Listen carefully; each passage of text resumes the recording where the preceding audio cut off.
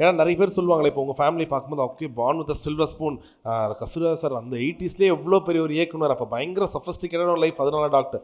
ஆனால் ஒவ்வொரு மேடையில் தனுஷ் சாராக இருக்கட்டும், செல்வராகவன் சாராக இருக்கட்டும், அவங்க ரொம்ப அழகாக சொல்லுவாங்க அந்த ஒரு middle class life, lower middle class லைஃப்லேருந்து நீங்கள் கடந்து வந்த ஒரு காலகட்டம்.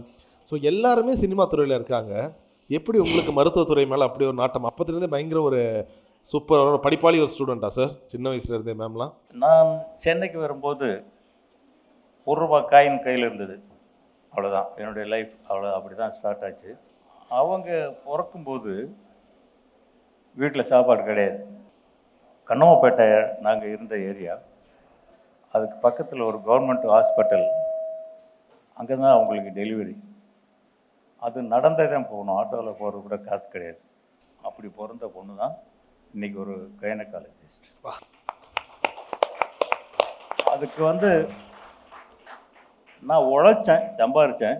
பட் அவங்க அம்மா தான் ராத்திரி பகலாக கண்டு முடிச்சு அவங்கள படிக்க வச்சு கிரியேட் பண்ணாங்க. பணம் கொடுத்தா மட்டும் படிப்பு வந்துடாது. 100%. எவ்வளவு ரூபாய் சம்பாதிச்சாலும் படிக்கிறவங்க படித்தா தான் படிக்க முடியும். லக்கிலி என் குழந்தைகள் யாருமே அரியர்ஸ் வைக்கல. அது ஒரு பெருமையை அந்த இடத்துல நான் சொல்லிக்கிறேன். நைஸ். இவ்வளவுக்கு அவங்க உடையார் காலேஜில் சேரும்போது உடையாரே கேட்டார், உங்கள் அப்பா ரொம்ப ஆசைப்படுறாருமா, நீ படிச்சிருவியா அப்படின்னு கேட்டார். படிச்சிருவேன்னு சொன்னாங்க. அப்போ ரொம்ப இப்படியெல்லாம் இருக்க மாட்டாங்க, ரொம்ப சின்ன பொண்ணாக இருப்பாங்க.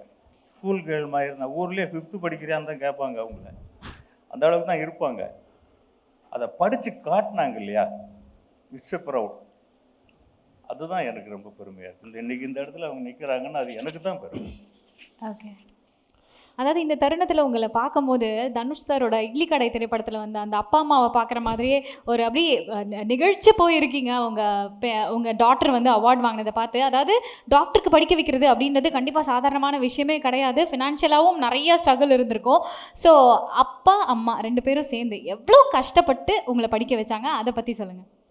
தேங்க்யூ கலாட்டா. ஃபர்ஸ்ட் இந்த ஆப்பர்ச்சுனிட்டிக்கு ரொம்ப தேங்க்ஸ். ஏன்னா நீங்கள் மீடியாவிலேருந்து ஹெல்த் ரிலேட்டட் அவார்ட்ஸ் கொடுக்கறது it's very important I think, and thank you for that. First எனக்கு நிஜமாவே இவங்க 2 பேரும் வராங்கன்னு தெரியாது. It's surprise. நான் நேற்று தான் கன்ஃபார்மே பண்ணேன் ஐ குட் கம் அப்படின்ட்டு. ஸோ எனக்கு இந்த அவார்டு அப்படின்றது, நாங்கள் கான்ஃபரன்சஸ் போவோம், அவார்ட் வாங்கிறதுக்கு எங்கள் துறையில் ஆக்சுவலி ரொம்ப வயசாகும். நாங்கள் இனியும் நிறைய சாதனைகள்லாம் பண்ணி அந்த ஒரு ஏஜுக்கு அப்புறம் தான் அந்த அவார்டுன்ற கான்செப்ட் இன் மெடிக்கல் ஃபீல்டு. வேற இதுக்கு கூப்பிட்ட உடனே நான் வந்து ரொம்ப ஹெசிடேட் பண்ணி தான் ஓகே சொன்னேன். பட் த மினிட் ஐ சா தெம் ஐ தாட் இது எனக்கு டெஸ்டினியில் one of my biggest and important days. எனக்கு படிக்க அவர் சொன்னதுக்கு ஆப்போசிட்டாகவும் இல்லை, ஒரு சின்ன ஒரு மாற்று கருத்து என்னென்னா, படிக்க வச்சா வந்து எல்லாராலையும் படிச்சிட முடியாது.